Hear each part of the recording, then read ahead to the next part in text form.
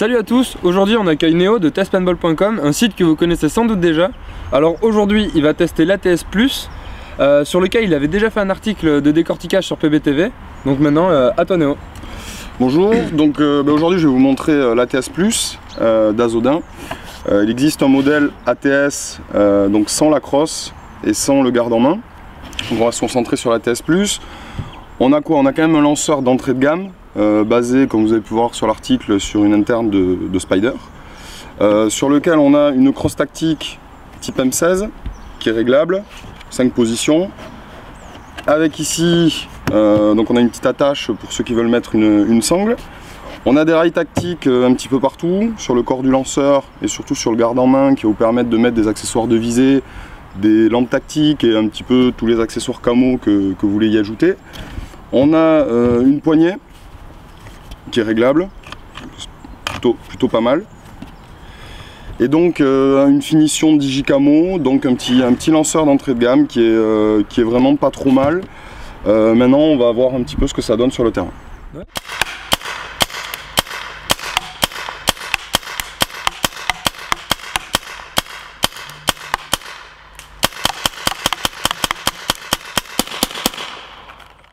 Donc alors, pour en conclure, qu'est-ce que tu as pensé de ce petit lanceur? Bon, y a pas de surprise, hein, c'est un lanceur d'entrée de gamme, il n'y a pas de régulateur, donc on a un tir, c'est une interne de Spider, on a un tir qui va être équivalent, on va dire, à un MR1 ou un BT Omega. Justement, du MR1, parlons-en, car le MR1 est quand même beaucoup moins cher que ce Azodin. Pourquoi acheter ce Azodin justement par rapport au MR1? Bon, on n'a pas les mêmes accessoires, on va dire, c'est pas le même look. Alors, on n'aime pas, chacun les goûts et les couleurs comme on dit. Moi ce que je trouve c'est la crosse du MR1, je suis vraiment pas fan. J'aime bien le type de crosse M16. Sur le MR1 on n'a pas non plus la petite poignée, donc bon effectivement si on doit prendre un MR1, changer la crosse, changer la poignée, on retombe sur la même gamme de prix que l'ATS+.